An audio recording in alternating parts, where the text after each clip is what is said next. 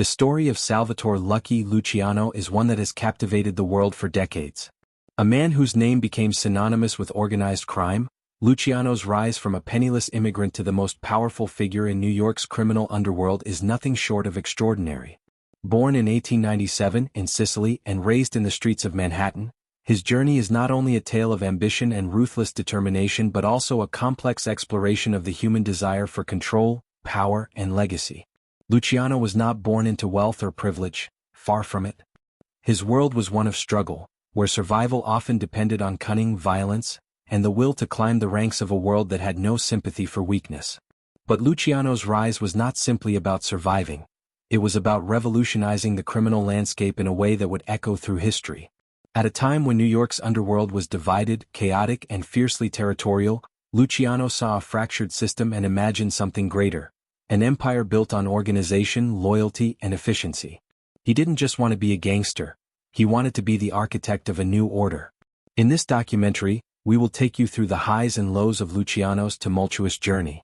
We'll delve into his early life, which shaped his character, his cunning rise to power, and the alliances and betrayals that defined his reign.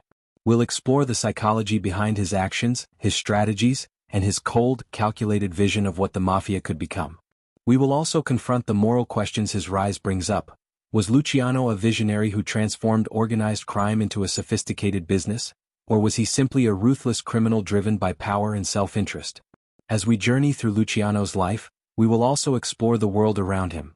The underworld of New York City, filled with immigrant communities, corrupt politicians, and law enforcement that often turned a blind eye to the criminal activity that flourished in the shadows. The story of Luciano's rise is also a story of the era itself, of Prohibition, of the Great Depression, and of the mafia's growing grip on American society. His impact was profound, shaping the direction of organized crime for generations to come. Ultimately, the tale of Luciano is not just about one man's rise to power, but about the larger forces at play: ambition, loyalty, betrayal, and the quest for dominance in a world where rules are meant to be broken. As we unpack the life of this iconic figure, we will uncover the myths, the truths, and the psychological complexities that made him one of the most fascinating and feared criminals in history.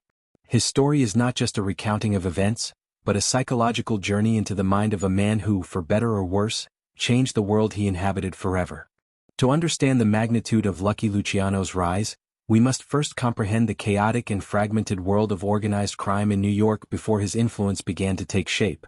The early 1900s were a time of social upheaval and intense political and economic change. New York City, a bustling metropolis teeming with immigrants from all corners of the globe, was a microcosm of opportunity and danger. Its streets were home to thriving communities of Italians, Irish, Jews, and other ethnic groups who brought with them not only their culture but also their criminal enterprises. The city itself was a maze of competing factions, corrupt police officers, and politicians on the take. Within this turbulent backdrop, the mafia was an unorganized mess, with various factions clashing over territory and influence. The mafia before Luciano was fragmented, more a loose collection of rival gangs than the unified, business-like entity it would become under his reign. New York's criminal underworld was dominated by ethnic groups that controlled various illegal activities such as gambling, bootlegging, extortion, and prostitution. These criminal families were often at war with each other, fighting over control of neighborhoods and lucrative illegal operations. The Morello crime family, led by the Morello brothers, was one of the earliest Italian mafia families in New York, but it was constantly under siege by rival groups. The Masuria and Genovese families were the primary contenders for dominance during Luciano's early years, locked in bitter power struggles. The mafia's activities at this time were chaotic and lacked structure. Rivalries between different factions often led to violent turf wars that disrupted the city's fragile balance. Loyalty was a fickle commodity, and betrayal was not uncommon. The code of silence, or omerta, was not yet fully established, and disloyalty was punished with swift and brutal violence. Crime was often spontaneous and unorganized, with little in the way of strategic thinking or coordination. This made it difficult for these factions to capitalize on the enormous wealth that could be made from New York's vast illegal economy. For all the turmoil and violence, the mafia's criminal activities were also deeply interwoven with the fabric of New York City life. Prohibition, which began in 1920, presented both a challenge and an opportunity. It was during this period that the mafia truly found its financial foothold, as the illegal trade of alcohol surged in the absence of legal alcohol sales. While the more established families were entrenched in their struggles for power, Luciano was a young and hungry upstart. He was no stranger to the violence of the streets, but he was also keenly aware that the future of organized crime wasn't about fighting over scraps in the streets, it was about creating an empire that could endure. Luciano saw the opportunities in the chaos and the inefficiency of the current system.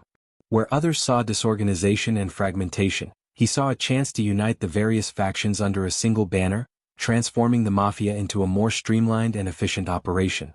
Before Luciano, the mafia had been run like a series of small, disconnected businesses, each focused on its own territory and operations. There was no overarching plan, no unified leadership, and no real strategy for the long term.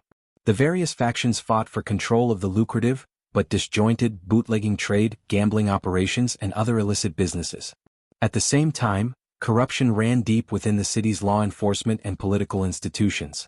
Police officers were often bribed to look the other way, allowing the criminal enterprises to flourish unchecked.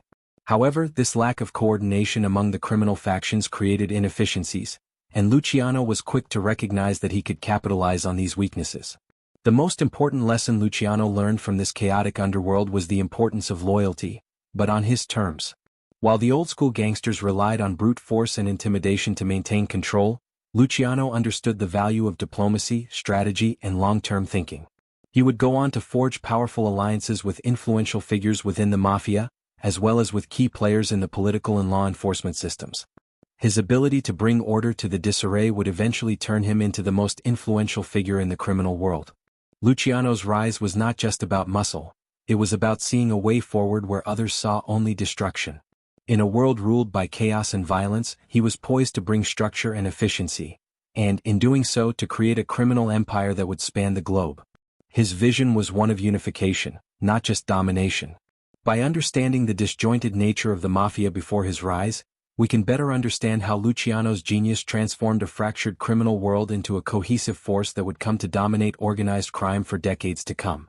This was a world of fragmented loyalties, brutal violence, and constant struggle, but Luciano saw through the chaos and envisioned something greater.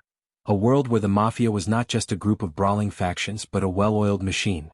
The rise of a street kid Salvatore Lucky, Luciano's journey from an impoverished immigrant child to one of the most powerful figures in the criminal underworld began on the streets of New York City. Born in 1897 in a small village in Sicily, Luciano's early years were shaped by hardship, poverty, and the harsh realities of immigrant life in America. His family, like many others, arrived in New York with dreams of a better life but faced the crushing weight of poverty and the brutality of a city that offered little to newcomers. It was in these dire conditions that Luciano's character and ambition began to take form. By the time he was 9, Luciano's family had settled in the gritty Lower East Side of Manhattan, an area rife with crime, poverty, and tension between various ethnic groups. The young Luciano quickly learned that the streets were a place where power was earned, and survival depended on one's ability to navigate this brutal environment. The area was controlled by various gangs that fought for territory, engaging in constant turf wars. From an early age, Luciano became familiar with the harsh codes of the street, where loyalty was demanded, and betrayal was often punished with violence. Luciano's immersion in this world wasn't accidental. He was drawn to it by necessity. His family's financial struggles meant that he couldn't afford a traditional education or a normal childhood. Instead, he became part of the street culture, where criminal activity was often the only way to survive. It was here that he formed his first connections, joining local gangs like the 5 Points Gang, which operated in the notorious 5 Points neighborhood. These gangs controlled a variety of illicit activities, from pickpocketing and extortion to more serious crimes like smuggling and bootlegging. Though his early days were marked by petty crime, Luciano's ambitions were far grander. He wasn't content to merely survive. He wanted to thrive, and he recognized that to do so, he would have to rise above the chaos and create his own path. During his early teenage years, Luciano's ambition began to crystallize. He was not just a product of his environment, he was a product of his own desires. He was shrewd, calculating, and able to see opportunities where others only saw obstacles. Luciano's rise was propelled by his intelligence and his ability to read people and situations.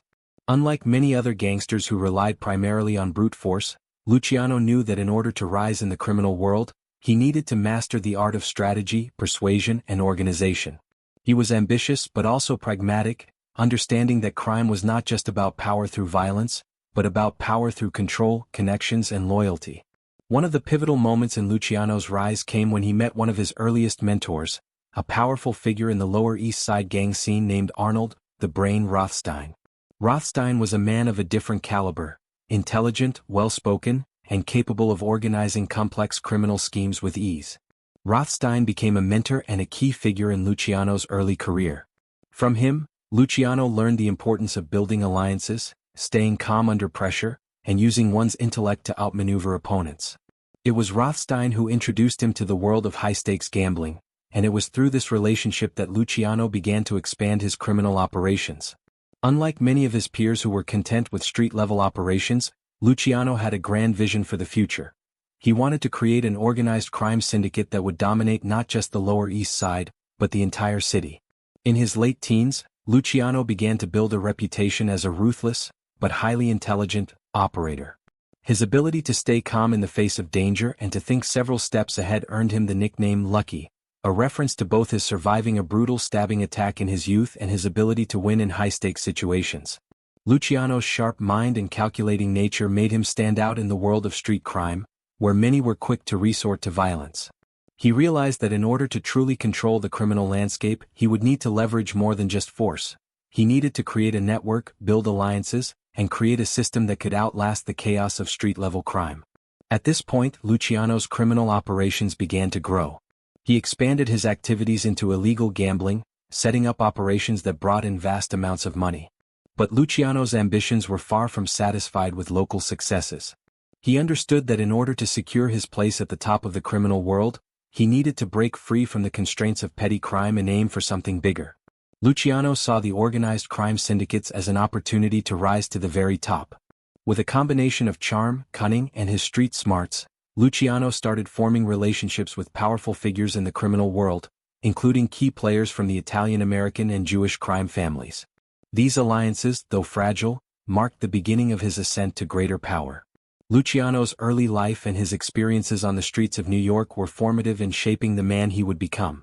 The streets taught him lessons that would stay with him throughout his life. Lessons in loyalty, ambition, and survival. But perhaps the most important lesson was that power was something that had to be earned and maintained through calculated strategy, not brute force alone.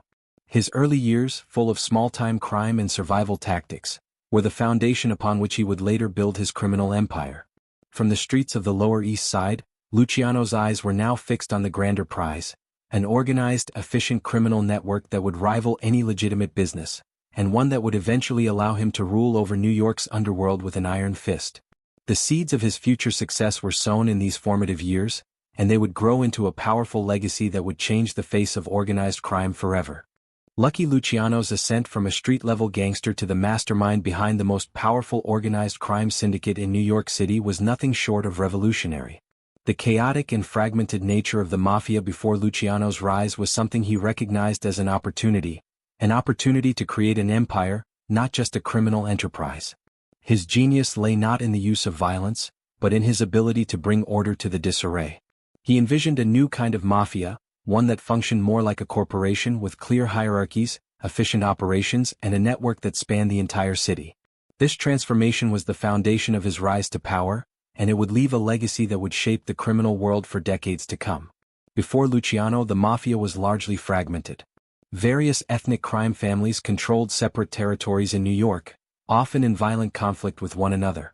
Their operations were uncoordinated and loyalty was often questionable. The criminal underworld was more a collection of feuding factions than a unified, organized system. Luciano, however, saw the inefficiencies in this system and knew that for the mafia to truly thrive, it had to evolve. He set about creating a more cohesive structure that could operate with precision, planning, and the kind of efficiency that could make it a powerhouse in the world of organized crime. One of the most important steps Luciano took in building his empire was to establish alliances with powerful figures in the criminal world. One of the first and most significant of these was his partnership with Meyer Lansky, a brilliant Jewish-American mobster who was a master of finance and gambling. Lansky was one of the key figures who helped Luciano transform the mafia into a business-like operation. Together, they built a network that would control the bootlegging industry, gambling operations, labor unions, and numerous other illicit ventures. Lansky's financial expertise provided the backbone for Luciano's empire, while Luciano's organizational genius allowed them to operate seamlessly across various criminal activities.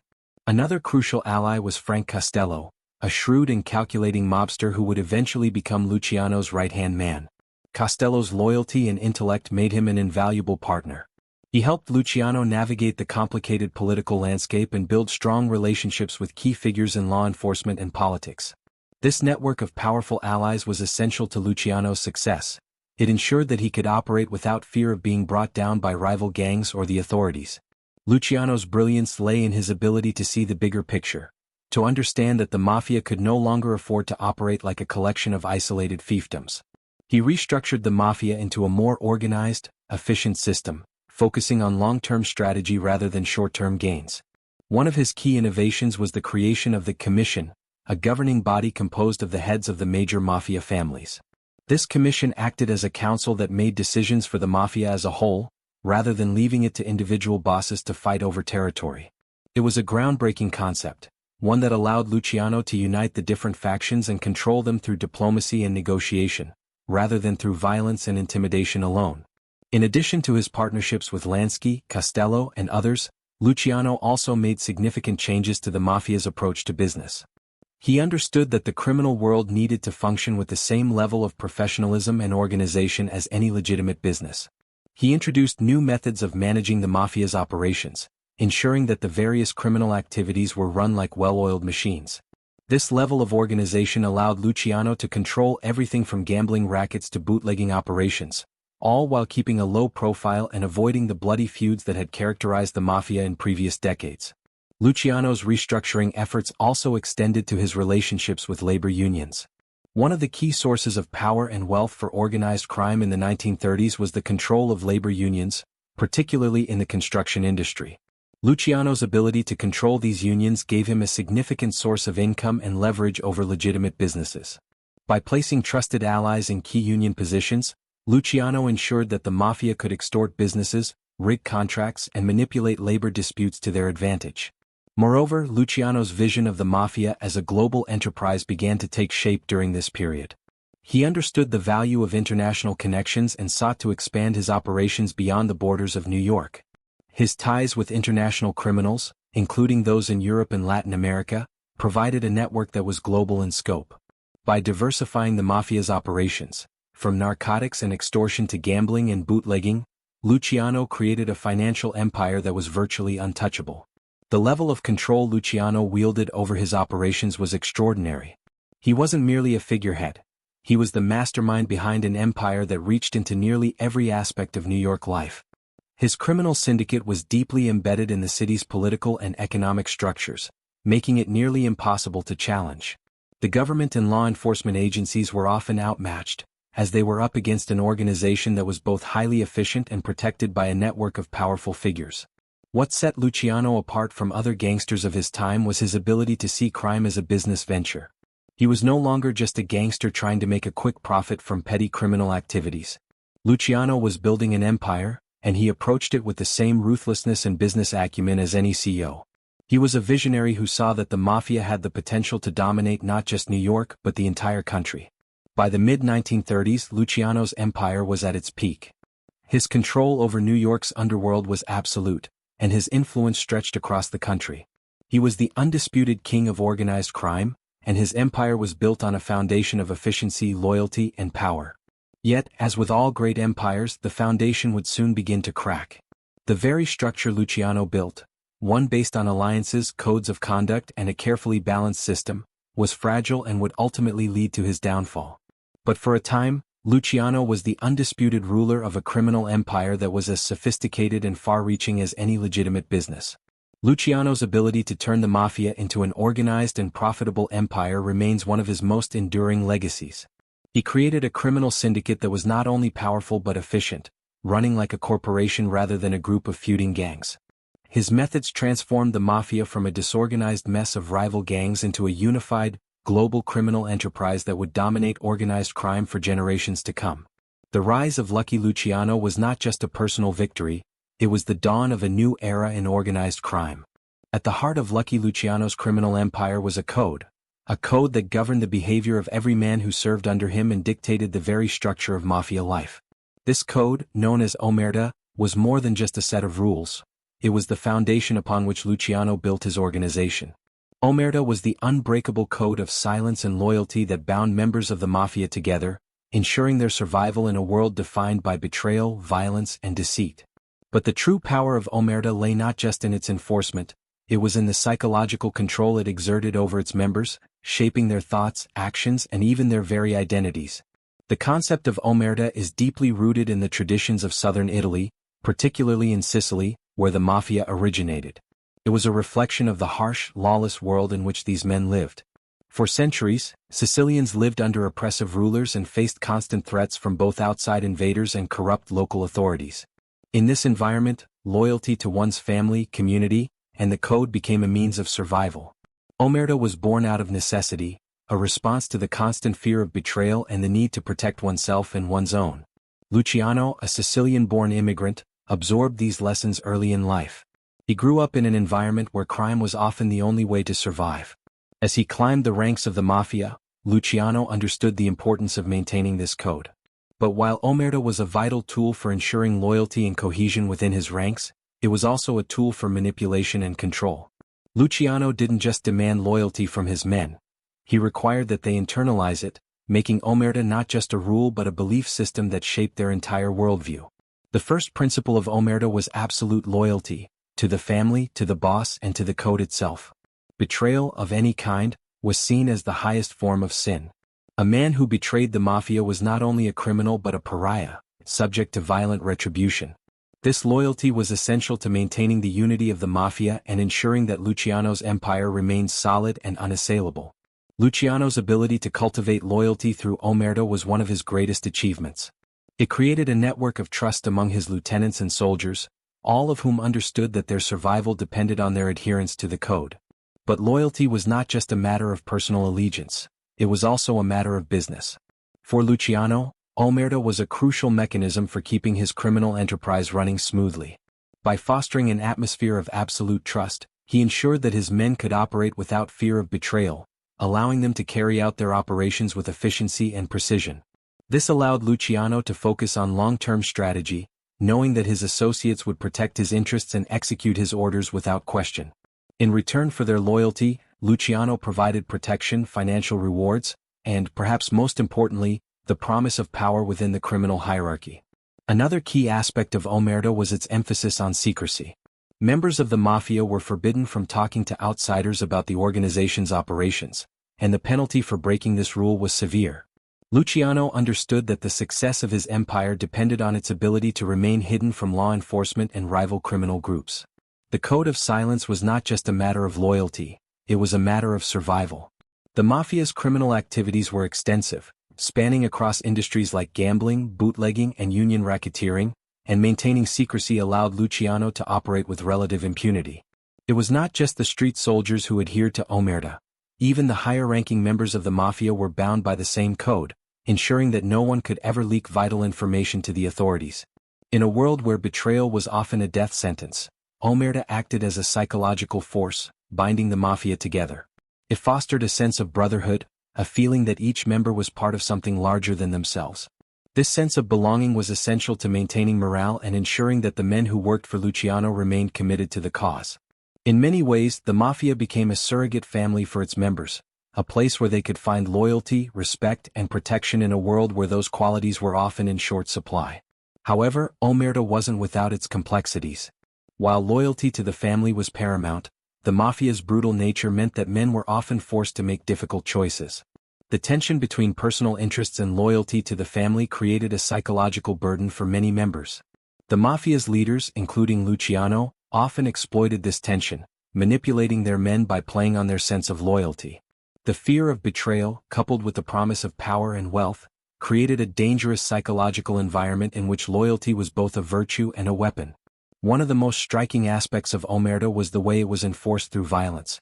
The mafia's code of silence was not just an abstract principle.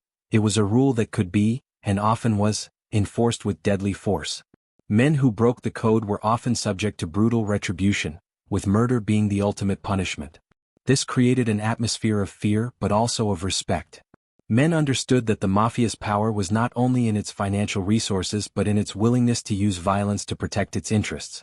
Omerta was not just a moral code, it was a system of control that allowed Luciano to maintain order within his empire. But Luciano was not just a figurehead of this brutal code. He was its architect, shaping the mafia's philosophy to fit his vision of organized crime as a business. He understood that Omerta could be used as a tool to manipulate and control, to maintain loyalty without relying solely on fear and violence. By instilling the principles of Omerta in his men, Luciano created a culture of secrecy and loyalty that was crucial to the mafia's success. His ability to enforce this code made him not just a leader but a symbol of power, control, and the unbreakable bond that tied the mafia together. The Code of Omerta was not just a set of rules, it was the very essence of Luciano's mafia. It provided the structure and unity that allowed his empire to thrive, and it ensured that his criminal organization would endure, even in the face of law enforcement crackdowns and rival factions. Omerta gave the mafia a sense of identity and purpose, something that many of its members had never experienced before. It was a code that defined the mafia's operations, its relationships, and its culture. And it was a code that Luciano, more than anyone else, understood and enforced to perfection. Without Omerta, Luciano's empire would have crumbled. It was the glue that held everything together, and it allowed him to maintain his iron grip on New York's criminal underworld. Under Lucky Luciano's leadership, the mafia underwent a radical transformation. What had previously been a disjointed collection of street-level thugs and petty criminals was now emerging as a well-organized, highly efficient criminal syndicate. Luciano, with his sharp business mind, revolutionized the way the mafia operated, turning it into a corporate-like empire that could rival legitimate businesses in terms of organization, sophistication, and profitability. He understood that in order to maintain control and expand his reach, he would need to transform the illegal activities the mafia was involved in into profitable, streamlined operations. Gambling, bootlegging, extortion, and even labor racketeering became the foundation for a sprawling, highly organized criminal network that operated with remarkable precision. One of Luciano's first moves was to centralize the control of these various criminal enterprises. Before Luciano's rise, the mafia was divided, with different families controlling separate, often isolated, criminal activities. Rivalries between these factions frequently led to violence and inefficiency, leaving money on the table and creating openings for law enforcement and rival criminals to exploit. Luciano understood that if the mafia were to thrive, it needed to function as a unified, cohesive force. His most crucial organizational reform was the creation of the Commission, a governing body composed of the heads of the major mafia families.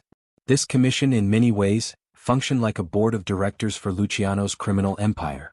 It made decisions on behalf of the mafia as a whole, and by having this centralized body, Luciano was able to bring stability to the underworld and reduce the factional violence that had previously plagued the mafia. In addition to bringing order to the internal structure of the mafia, Luciano revolutionized its financial operations.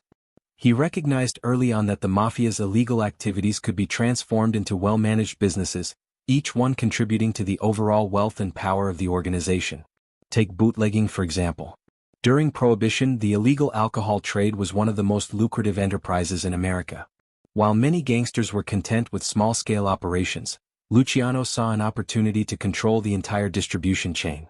He created an efficient and sophisticated network for smuggling and distributing alcohol, making it a nationwide operation. By bringing order to bootlegging and ensuring a steady supply of alcohol throughout the country, Luciano was able to generate massive profits, solidifying his position as the most powerful crime boss in the United States. But bootlegging was just one part of Luciano's multifaceted criminal empire. Another area where he implemented significant reforms was in the world of gambling. Before Luciano's involvement, gambling in New York was controlled by a patchwork of small-time operators who each controlled their own territories. Luciano, however, sought to consolidate these operations into a more organized and lucrative enterprise. He began to exert control over gambling syndicates, turning them into a vast, efficient network that reached across the country. Luciano's gambling operations were particularly profitable because they operated in a way that was both large-scale and covert.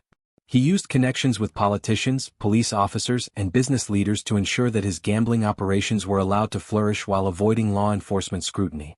This system made Luciano's gambling syndicates virtually untouchable and generated a steady stream of income that financed his growing criminal empire. Luciano's innovation wasn't just about expanding existing operations. He also sought out new and profitable ventures. One of his most important moves was to take control of labor unions, particularly in industries like construction, longshoremen, and trucking. The ability to control these unions provided Luciano with not only a source of income but also leverage over legitimate businesses. By placing mafia allies in key positions within the unions, Luciano was able to extort businesses for a percentage of their profits, a practice that would become a cornerstone of organized crime for decades. His control of unions also allowed him to manipulate contracts, influence the hiring process, and even dictate working conditions. This made him incredibly powerful, as it gave him a way to infiltrate legitimate businesses while still maintaining an iron grip on the criminal side of his empire. Furthermore, Luciano's vision extended beyond just the United States. Recognizing the need for international connections to expand his operations, he began forging alliances with criminal organizations in Europe, Cuba, and Latin America. Luciano's connections with powerful figures like Meyer Lansky, who had ties to international gambling syndicates, helped him establish a global network of criminal operations. Luciano's reach extended far beyond New York, allowing him to tap into new markets for his illicit businesses, such as narcotics trafficking and money laundering. His international network ensured that the mafia's activities were not limited to one city or even one country, making his empire one of the most far-reaching in the criminal world. But Luciano's genius lay not just in expanding the reach of his operations but also in the way he managed them. Under his leadership, the mafia became a well-oiled machine, where each part of the organization functioned with efficiency and purpose. Luciano's managerial style was calculated and methodical, with a focus on maximizing profit while minimizing risk. Every aspect of the operation was carefully monitored, from the street-level soldiers to the higher-ups in the family. Luciano understood the importance of delegating responsibility to trusted lieutenants and making sure that each faction of the organization operated in a way that contributed to the overall success of the empire. By the late 1930s, Luciano's mafia empire was a model of criminal enterprise. It wasn't just about making money through illegal activities, it was about creating an organized system that could sustain itself over time. Luciano's ability to turn crime into a business was revolutionary, and it set the stage for the mafia's dominance in the post-prohibition era. His vision was clear. The mafia wasn't just a collection of street-level criminals, it was a global business that could operate in the shadows while making vast fortunes. Moreover, Luciano was strategic in how he used the wealth generated by these operations. He invested in legitimate businesses, ensuring that his wealth was not only hidden but also diversified. He understood the importance of maintaining a facade of legitimacy, which is why many of his criminal operations were protected by political and business figures who benefited from his operations. This network of influential allies, combined with his control over unions and legitimate businesses, ensured that Luciano's empire would not only survive but thrive for years to come. Luciano's ability to turn the mafia into a profitable, efficient, and expansive criminal business empire set him apart from many of his contemporaries. While other gangsters were focused on short-term gains and street-level violence, Luciano was looking toward the future.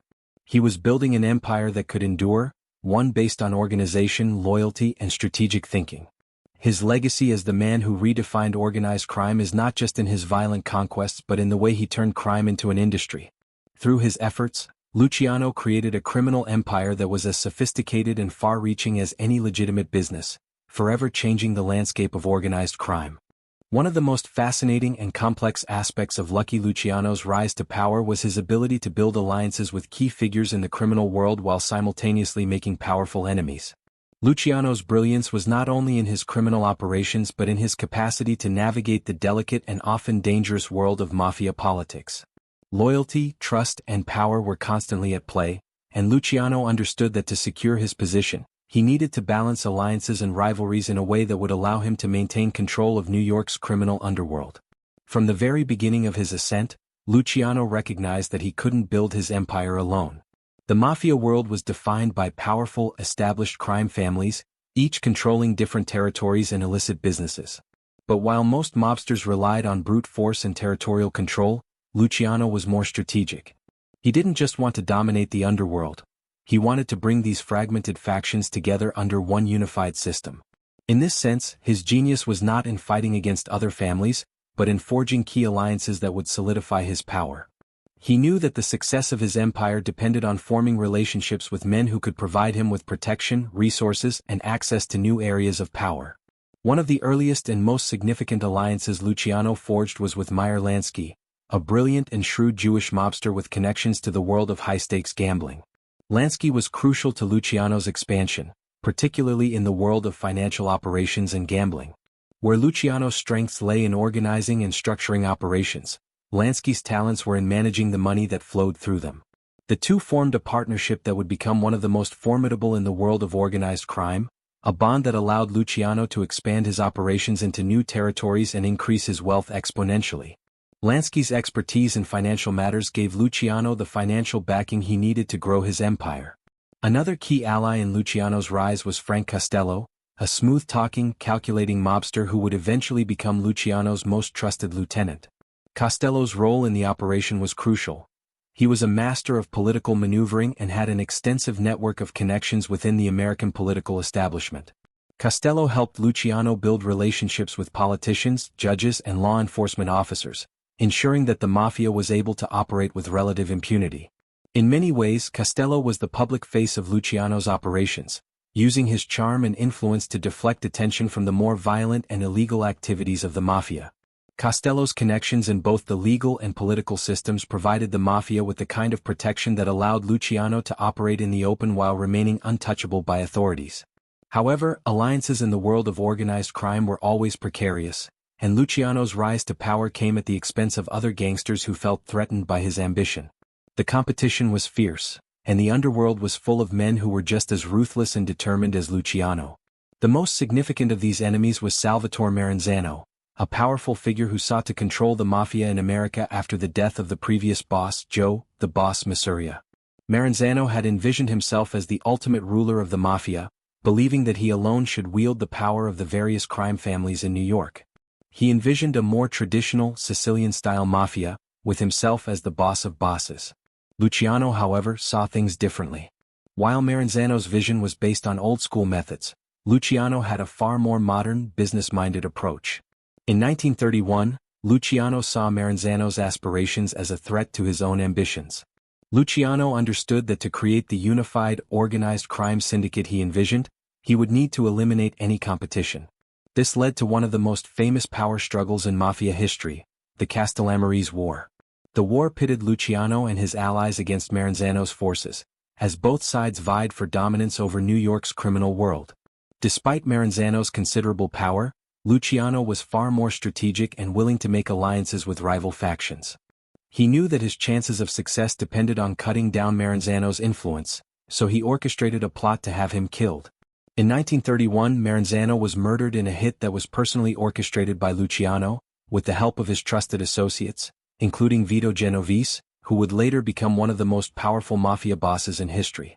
Maranzano's death marked the end of the Castellammarese War and signaled the rise of Luciano as the undisputed boss of New York. The victory was significant not just for its violence, but for the way Luciano had handled it. He used diplomacy, deception, and ruthlessness in equal measure, ensuring that his rivals were eliminated without exposing his own role in the killings. The removal of Maranzano set the stage for Luciano to consolidate power and begin building the mafia empire he had always envisioned. Luciano's success wasn't just about killing rivals or eliminating threats. It was about building a new system of governance for the mafia. After Maranzano's death, Luciano formed the Commission, a council of the heads of the 5 major mafia families in New York.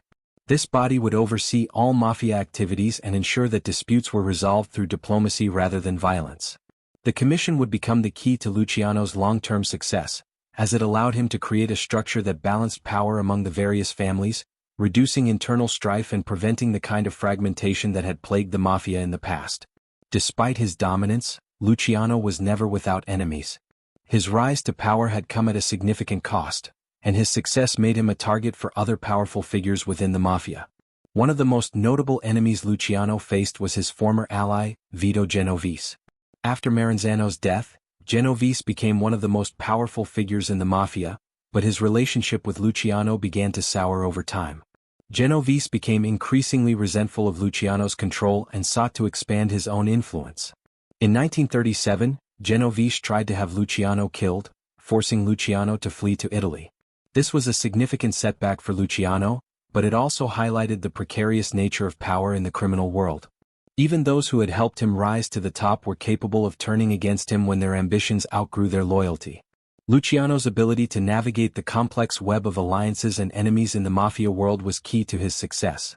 He understood the importance of forming strategic alliances, maintaining loyalty, and eliminating threats before they could undermine his power. His relationships with figures like Lansky, Costello, and Genovese allowed him to expand his empire, but his ruthlessness in dealing with rivals ensured that no one could challenge his authority for long. Luciano's rise to power wasn't just a story of violent takeovers and bloody betrayals. It was a masterclass in the delicate art of balancing allies and enemies, using both friendship and rivalry to create an unassailable criminal empire. Lucky Luciano's reign as the undisputed king of New York's underworld was not without its shadows. Beneath the surface of his carefully constructed empire, a constant war was being waged, not in the streets but in the dark corners of the criminal world, behind closed doors, and in the hidden operations that Luciano carefully orchestrated to keep his power intact. This war was one of survival, strategy, and shifting allegiances. It wasn't fought with open violence, but rather with cunning, manipulation, and the ability to stay one step ahead of both rivals and law enforcement. In this hidden war, Luciano's genius came into full view, as he employed a combination of ruthlessness, political alliances, and subterfuge to maintain his empire's dominance. By the late 1920s and early 1930s, Luciano had already consolidated a remarkable amount of power within New York City's underworld. He had united the fragmented mafia families through the establishment of the Commission, which sought to resolve disputes among families through negotiation and diplomacy rather than violence. However, while Luciano was establishing a new order, the constant undercurrent of power struggles and rivalries within the mafia world never ceased. These simmering tensions would lead to what could be described as an ongoing hidden war, a war of influence, power, and survival that played out in the shadows.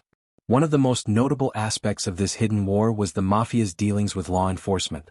Luciano's mafia empire was built on a foundation of secrecy and subterfuge. While the families may have fought amongst themselves, they understood the importance of maintaining a network of corrupt politicians, police officers, and judges who could be relied upon to protect their interests. Luciano's ability to keep his operations hidden from the authorities was one of the key factors that allowed him to stay in power for so long. In this ongoing battle against law enforcement, Luciano made strategic alliances with corrupt individuals who would serve as his eyes and ears on the inside.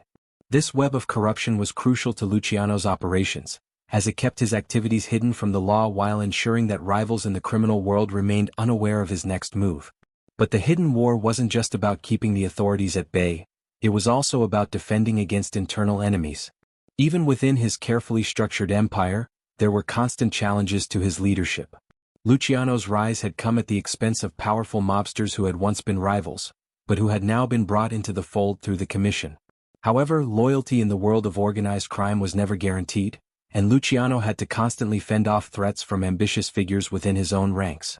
The most significant challenge to Luciano's reign came from within his closest circle: Vito Genovese. Genovese, one of Luciano's most trusted allies, had become increasingly dissatisfied with his position. Genovese was ambitious, and as time went on, he sought to take control of the Commission for himself.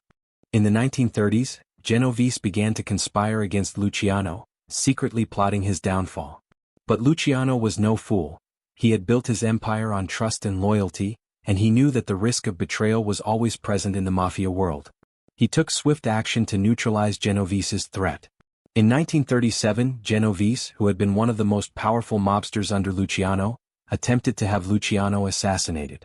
This was a pivotal moment in Luciano's career, one that showed how perilous his position at the top truly was.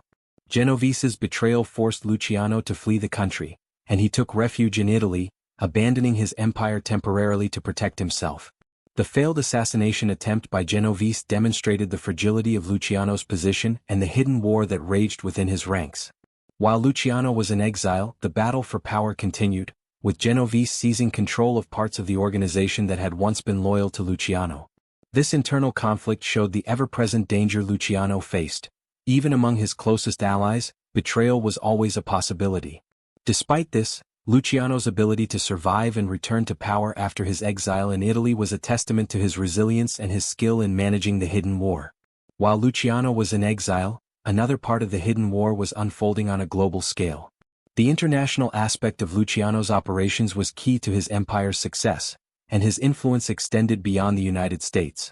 Luciano had formed connections with criminal organizations in Europe, Cuba, and Latin America, using these alliances to expand his operations. During the 1930s, the Mafia began to establish ties with powerful figures in the Caribbean, particularly in Havana, Cuba, where the illegal gambling industry was thriving. Luciano recognized that Cuba presented an opportunity for expansion and worked with powerful figures in the Cuban government to gain control over the island's casino and gambling operations. This international reach not only provided Luciano with new sources of income but also allowed him to continue his criminal operations beyond the borders of New York and the United States. Despite the power and wealth that Luciano had accumulated through these international operations, the hidden war was still raging on. The United States government, led by the FBI, was increasingly turning its attention to organized crime in the 1930s. The FBI, under the leadership of J. Edgar Hoover, launched an aggressive campaign to dismantle the Mafia, and Luciano found himself squarely in the crosshairs. The Bureau's efforts to arrest and prosecute Luciano reached a peak in 1936, when he was finally indicted for running a nationwide prostitution racket. The charges were based on a vast network of brothels that Luciano had helped establish across the country, which provided him with a significant income. Luciano's ability to navigate this hidden war with law enforcement was a testament to his strategic thinking. Even as the FBI closed in on him, Luciano continued to operate his empire from behind the scenes, using intermediaries and corrupt officials to maintain control. His efforts to avoid capture were aided by his network of allies, including key figures in law enforcement who were paid off to protect him. But despite these efforts, Luciano's downfall was inevitable. In 1936, he was convicted and sentenced to 30 to 50 years in prison for his involvement in the prostitution ring. While incarcerated, Luciano was not idle. His ability to maintain control over his empire, even from behind bars, speaks to the nature of the hidden war that continued to rage throughout his career. Luciano continued to communicate with his allies and orchestrate his operations from the prison cell, proving that his power was not easily contained by walls or bars. However, the constant battle for dominance, whether from internal rivals or external threats like law enforcement, was wearing on Luciano. Despite his strategic genius, the pressure of this hidden war began to take a toll on his empire. The hidden war that Luciano waged during his reign was one of complexity and constant vigilance. It was a war of survival in a world where betrayal was inevitable, and power had to be fought for on multiple fronts. Luciano's genius lay in his ability to outthink his enemies, whether they were fellow mafia bosses or law enforcement. His ability to maintain his power, even from prison or exile, was a testament to his deep understanding of the criminal world. But the hidden war, fought in the shadows, would ultimately play a significant role in his downfall, as the forces of law, ambition, and betrayal closed in on Luciano's empire. Despite his extraordinary ability to control these conflicts, they would contribute to the eventual disintegration of the empire he had worked so tirelessly to build. Despite Lucky Luciano's masterful control over the Mafia, and his brilliant ability to unite the fragmented criminal world, his reign was never free from peril. The fall of his empire began with the very thing that made him so powerful: his reliance on loyalty, his intricate network of alliances, and the political machinery he had constructed. In the criminal world, where loyalty could shift as quickly as the tides, even the most meticulous plans were susceptible to the unpredictable forces of betrayal, greed, and law enforcement. Luciano's downfall was inevitable in many ways, as the very success of his operations began to draw the unwanted attention of powerful adversaries, including both government forces and internal rivals. The beginning of Luciano's fall is often traced back to 1936, when he was first charged with running an extensive prostitution ring. Despite his genius in organizing crime as a business, he had made enemies in high places who were determined to bring him down. The federal government, specifically J. Edgar Hoover and the newly established FBI, had made it clear that they were intent on dismantling organized crime, and Luciano was at the top of their list. His ability to operate under the radar for so long had finally started to crack. The charges brought against him were a result of years of investigation, and while Luciano had been careful to operate through intermediaries, law enforcement had begun to gather undeniable evidence. The networks of corruption that allowed him to remain untouchable were now being exposed. Luciano had been so successful in maintaining secrecy, often moving behind the scenes and letting his trusted lieutenants handle the dirty work, that he had failed to notice the tightening noose of legal scrutiny. The law was closing in, and his empire was no longer as impenetrable as it once seemed. In 1936, Luciano was arrested and put on trial for running an illegal prostitution ring that stretched across multiple states. The trial was a spectacle, drawing attention from both the media and the public, and the charges were serious enough to warrant a lengthy prison sentence. As the case moved forward, it became evident that Luciano had made enemies even within the mafia, enemies who were now eager to see him fall. Vito Genovese, once a close ally and one of Luciano's most trusted lieutenants, had already begun his own rise to power and was looking for an opportunity to take control. Genovese had been involved in the conspiracy to have Luciano killed in 1937, an attempt that failed but forced Luciano to flee to Italy. While Luciano was in exile, the ongoing power struggle between them continued. Genovese's ambitions were becoming a threat that Luciano could no longer ignore. Luciano's trial and subsequent conviction in 1936 were a direct result of his overreaching power. The authorities had caught up with him, and his criminal empire was finally in jeopardy. In a way, his downfall was almost poetic. A man who had spent his life outsmarting law enforcement had been undone by his own network of corruption, which had become too large and too complicated to control. Every part of his organization, from his trusted enforcers to his political allies, had been compromised or was under investigation. His arrest was not just the result of his enemies in the mafia, it also marked the first real defeat in his long battle with law enforcement. 4 years, Luciano had managed to keep one step ahead of the police, corrupting them and using his influence to avoid capture.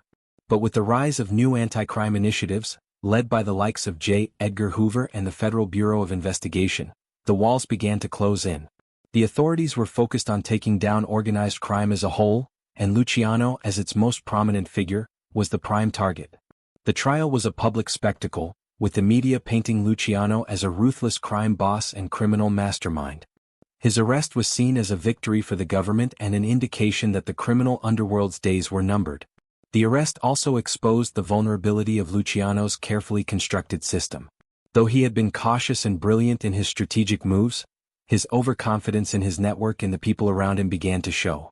His loyalty to his allies was tested, and in some cases his allies turned against him. The idea of loyalty within the mafia is often romanticized, but the reality was that power and self-preservation often trumped allegiance. Luciano's careful cultivation of trust and loyalty within his empire could only protect him for so long.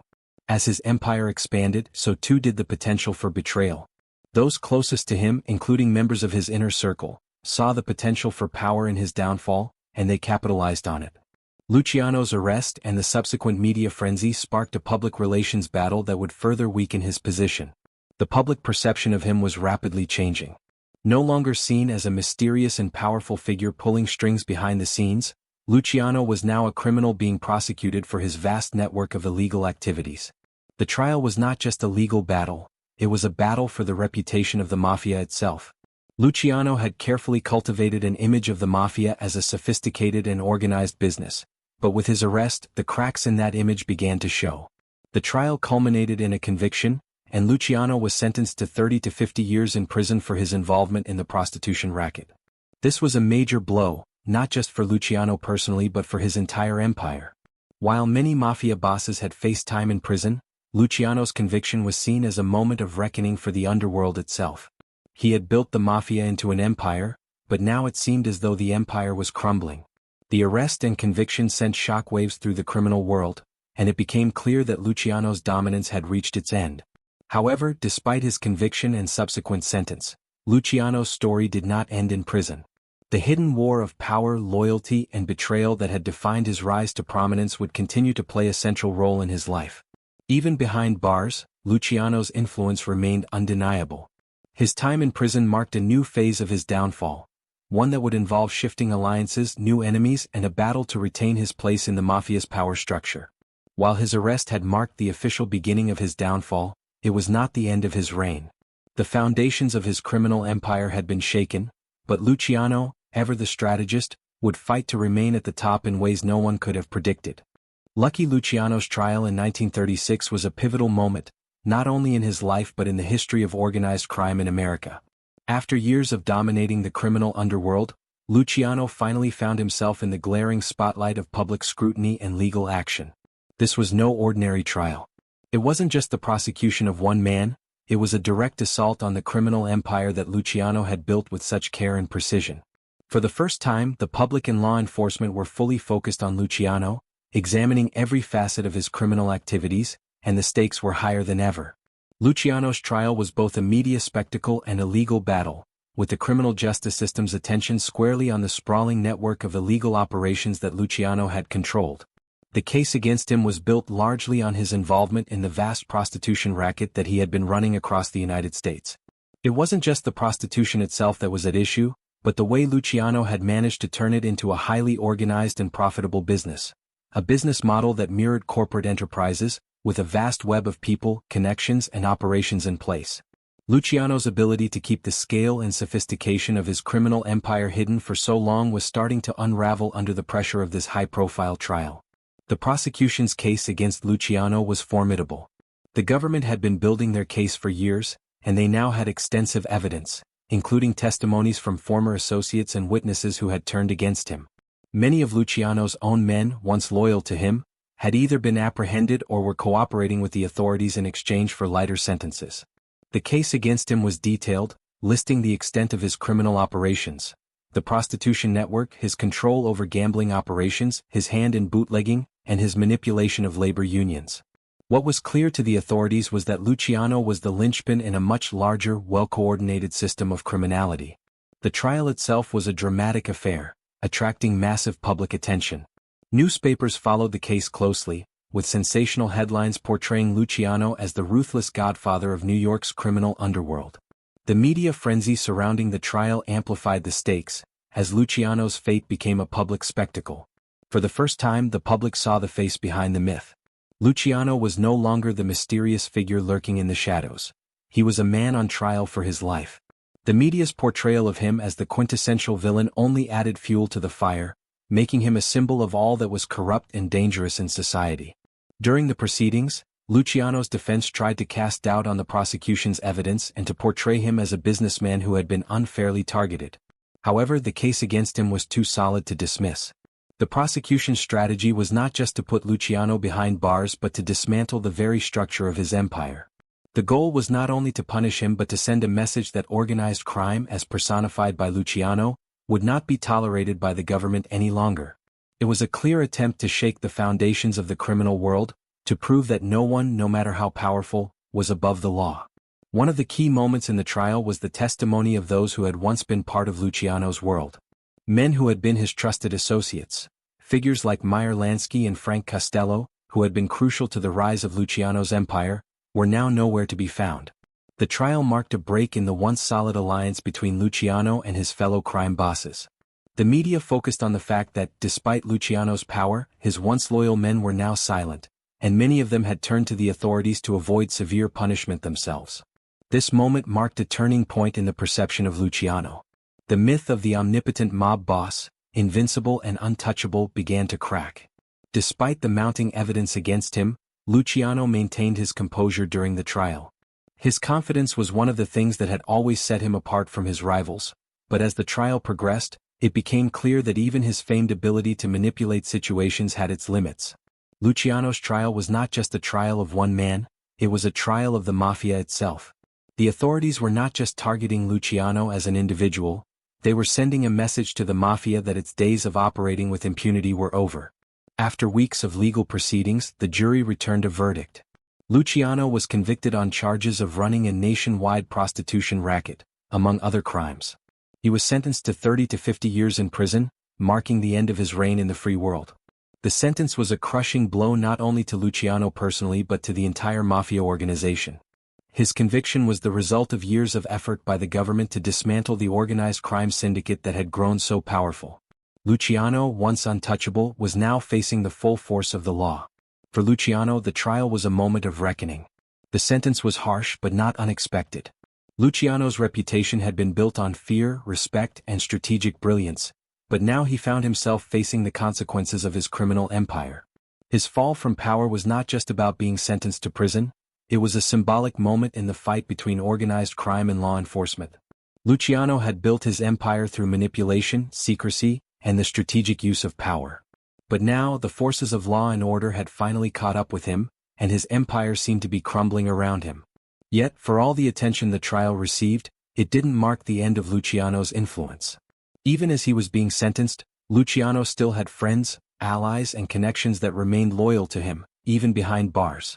As he was led away to serve his prison sentence, many of his loyalists were already working behind the scenes to secure his release, believing that the man who had built their empire still had a role to play in the future of the mafia.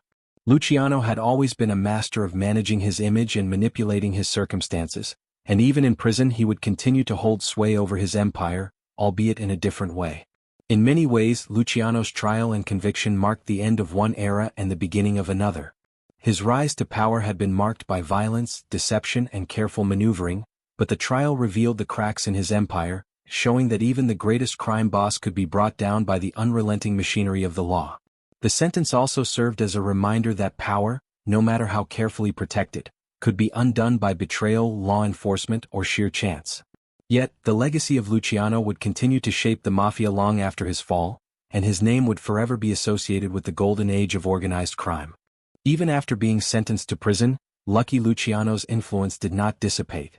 His conviction in 1936, which led to a 30 to 50-year sentence for his role in running a sprawling prostitution ring, marked the beginning of a new chapter in his life, a chapter that would see him continue to command respect, run operations and maintain control over his empire, even from behind bars. The image of the incarcerated mob boss has become almost mythical in the world of organized crime, but in Luciano's case, it was a reality that revealed his extraordinary resilience and genius. Prison could not break his hold over the mafia, nor could it sever his web of connections and influence that spanned across America, Europe, and beyond. Luciano's time in prison began at the notorious Clinton Correctional Facility in Dannemora, New York, a maximum security prison surrounded by dense forests, far removed from the hustle of the city. However, this isolation did not diminish his power. If anything, it allowed him to operate in a more clandestine, yet still highly effective manner. Prison for Luciano was not a place of helplessness or victimhood, it was simply another battleground in his ongoing struggle for control. His empire had always been built on careful management, secrecy, and relationships, and he quickly proved that these were not qualities that could be easily stripped away, no matter the setting. One of the key factors that allowed Luciano to maintain his influence from behind bars was the loyalty of his inner circle. His trusted lieutenants, like Frank Costello and Vito Genovese, played crucial roles in keeping the mafia functioning smoothly while Luciano was incarcerated. These men were well aware that their own power and wealth were tied to Luciano's success, and as such they remained unwavering in their loyalty to him. This loyalty was not based on fear alone, but also on mutual respect and the recognition that Luciano's leadership had been integral to their rise. Even from behind bars, Luciano's orders were respected, and his strategies continued to unfold through his subordinates. Moreover, Luciano's network of connections, which had been the backbone of his criminal empire, remained intact during his imprisonment. His ability to forge relationships with influential figures, both within the criminal world and beyond, meant that his influence could still be felt throughout the mafia. One of the most significant aspects of Luciano's continued power was his connection to political figures and law enforcement.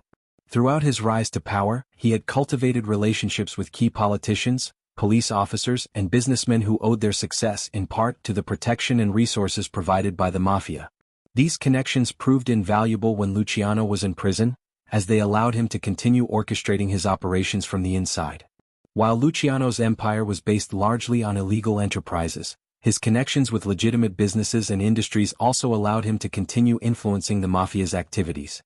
Luciano's influence extended into labor unions, construction, and even Hollywood.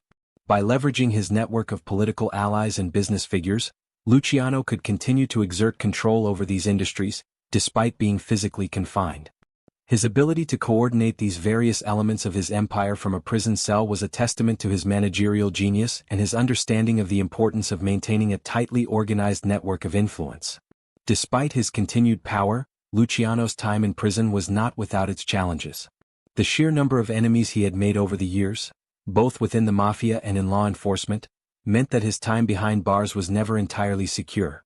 Luciano had made numerous enemies in the underworld, some of whom were eager to see him fall. One of his most formidable enemies was Vito Genovese, who had once been one of Luciano's most trusted allies. After Luciano's conviction and imprisonment, Genovese began to make moves to seize control of the mafia, further complicating Luciano's situation. However, Luciano was always one step ahead, using his network to maintain a level of control even as his rivals plotted against him. One of the most significant moments in Luciano's time in prison came in 1942, when he was offered a deal by the U.S. government. The U.S. was embroiled in World War II, and the military needed Luciano's help in securing the docks and ensuring that wartime supplies could be moved without interference from German saboteurs or organized crime. Luciano, ever the pragmatist, saw an opportunity to secure his release from prison in exchange for his assistance. The deal was a surprising turn of events, but it highlighted Luciano's ability to adapt to circumstances and use his power to his advantage, even in the most dire situations. In exchange for his assistance, Luciano was granted a reprieve and transferred to a different prison, where he was placed in a more relaxed environment, with privileges that allowed him to continue his operations. The deal between Luciano and the U.S. government was a calculated move for both parties. The government was in need of Luciano's underworld influence to protect strategic locations from enemy sabotage, and Luciano saw it as an opportunity to regain his freedom. However, this arrangement was also a reflection of Luciano's skill in leveraging his power, even in his most compromised position. He was a master at making deals, and his ability to use his influence, both in the criminal world and beyond, to his advantage even while imprisoned, was a testament to his strategic brilliance. While in prison, Luciano's life was marked by a sense of confinement that was both physical and symbolic. He had gone from being a man who commanded entire territories to being locked behind bars, a far cry from the days when he had run a criminal empire with his vision and charisma. However, even in this restricted space, Luciano's mind remained sharp, and his grip on his empire was still strong. His subordinates continued to operate in his name, keeping his empire alive and well. His contacts in the outside world worked tirelessly to ensure that Luciano's interests were protected, even as he served time for his crimes. Luciano's time in prison also marked a shift in his relationship with the mafia. While he had once been the figurehead, the driving force behind every decision, his imprisonment forced him to become more of a distant, behind-the-scenes leader. His lieutenants took on more visible roles, with Frank Costello in particular, taking the reins and running the day-to-day operations of the mafia. However, this shift did not diminish Luciano's power. Rather, it allowed him to continue exercising influence without being directly involved in the violent day-to-day operations of the mafia. His role became one of strategic oversight, managing the empire from a distance and using his extensive network to ensure that his influence continued to be felt throughout the criminal world. Throughout his imprisonment, Luciano's empire remained profitable, and his legacy as one of the most influential crime bosses in history was solidified. His ability to maintain control, even behind bars, was a testament to the depth of his influence and the loyalty he had cultivated within his organization. His story proved that even when physical freedom is taken away, the power of the mind, the strength of alliances, and the depth of loyalty can still carry the weight of an empire. Luciano's time in prison was not the end of his reign, it was merely a new phase in his legendary career, where he would continue to command respect and manipulate events from the shadows, proving once again that power in the mafia world is not easily confined. In 1946, Lucky Luciano was unexpectedly released from prison under a deal with the U.S. government, who had used his criminal influence during World War II to protect vital U.S. docks from sabotage. In exchange for his help, Luciano was granted early parole, but with one stipulation: he would be deported to Italy, his homeland. This marked the end of his active control over the American mafia, but not the end of his influence. In Italy, Luciano found himself exiled in a country struggling to rebuild after the war. Although he was physically removed from the action in America, his ties to European criminal networks, particularly the Sicilian mafia, allowed him to maintain some level of power. Luciano continued to offer strategic advice and maintain his influence in international smuggling and organized crime, particularly through his connections with figures like Giuseppe Joe Profaci, a key player in the post-war mafia. However, Luciano's influence in the U.S. was waning. As younger leaders like Vito Genovese rose to power in New York, Luciano's absence from the day-to-day operations allowed for new power structures to form. Even though he was still regarded as a legendary figure, the empire he built was no longer under his direct command. His exile became a time of reflection, and although he tried to regain some of his former influence, the world of organized crime had evolved beyond him. Luciano died in 1962 at the age of 64, in relative obscurity. His death marked the closing of a chapter, but his legacy as a strategic mastermind in the mafia world endured. Even in exile, his genius and influence shaped the criminal landscape, cementing his place as one of the most iconic figures in mafia history. Lucky Luciano's death in 1962 did not end his influence. Rather, it solidified his place in history as one of the most powerful figures in organized crime. Luciano's genius in transforming the mafia from a chaotic, fragmented collection of street gangs into a highly organized and profitable business empire is one of his most enduring contributions. He revolutionized the mafia structure, establishing the Commission, a governing body that brought order and discipline to the criminal underworld. This innovation alone shifted the mafia from an uncoordinated network into a more formalized and strategic organization, allowing it to thrive for decades. Luciano's influence also stemmed from his remarkable understanding of human psychology and his ability to manage people. He knew how to balance fear, loyalty, and respect, and he excelled at forging alliances, whether with criminals, politicians, or businessmen.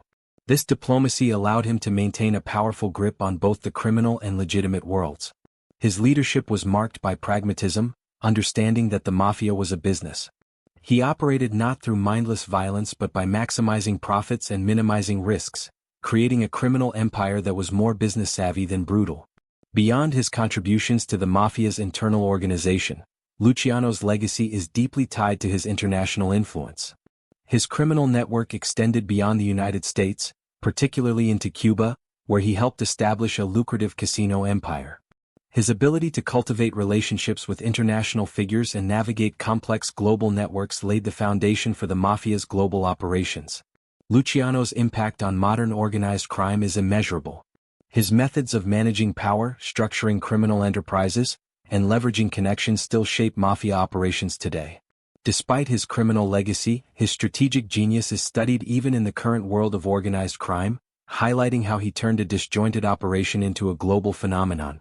However, Luciano's legacy is not without its contradictions. Though he is remembered for his organizational brilliance, his rise was built on violence and betrayal. His reign was marked by cruelty, and while he introduced order, the mafia continued to operate with fear, corruption, and brutality.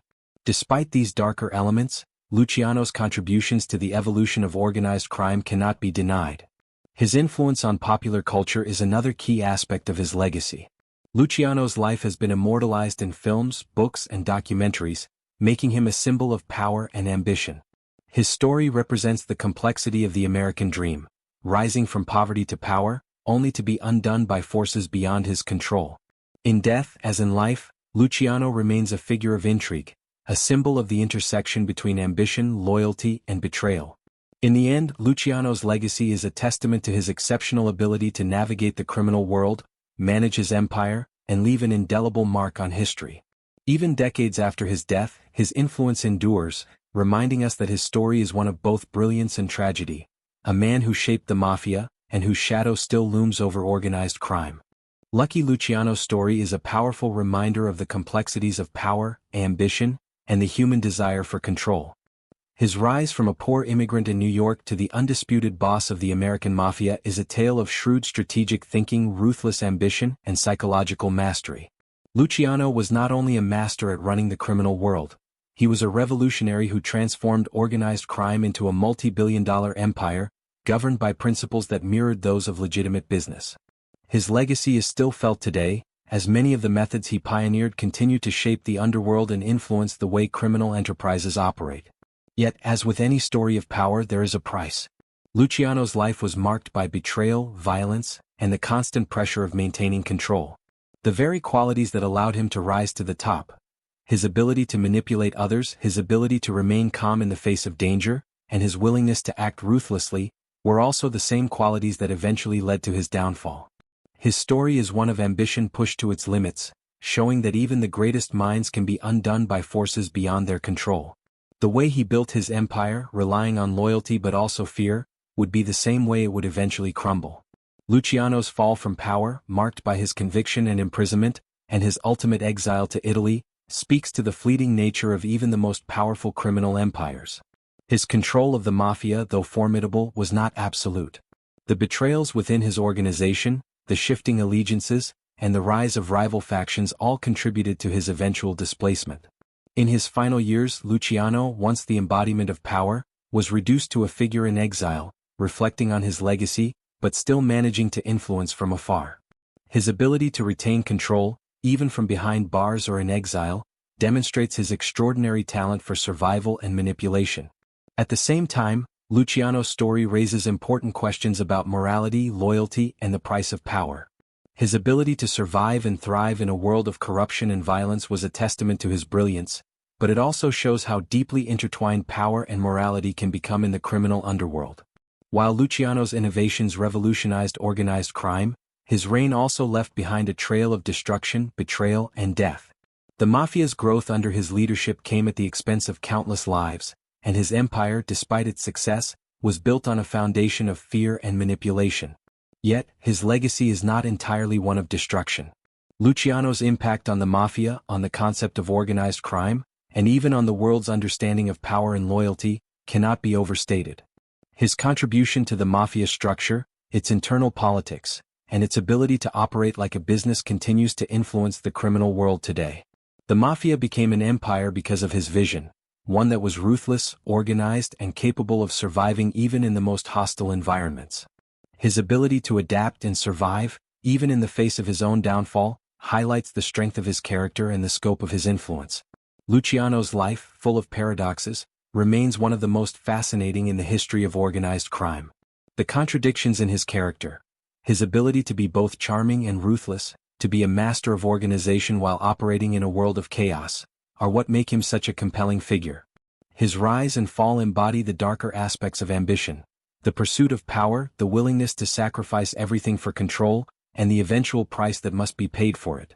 Yet, despite his flaws and his tragic end, Luciano's life continues to serve as a masterclass in leadership, strategy, and survival. In the end, Lucky Luciano's story is not just one of crime and punishment. It's a reflection of the human condition, of the ambition that drives individuals to rise to extraordinary heights, and the betrayal and downfall that often accompany that pursuit of power. His legacy endures not only in the criminal world but also in popular culture, where he remains a symbol of the mythic figures who rise and fall, leaving behind a complex and contradictory legacy. Luciano's life, full of brilliance and brutality, continues to captivate, reminding us of the price of power and the fragile nature of even the most formidable empires. Luciano's influence may have faded with time, but his impact on organized crime remains a defining part of its history. He changed the world of crime forever, shaping it into something more complex, more strategic, and more enduring than anyone could have predicted. And though he may be gone, his name will forever be linked to the history of the mafia, a legacy that, for better or for worse, will continue to be remembered as one of the most significant in the world of crime.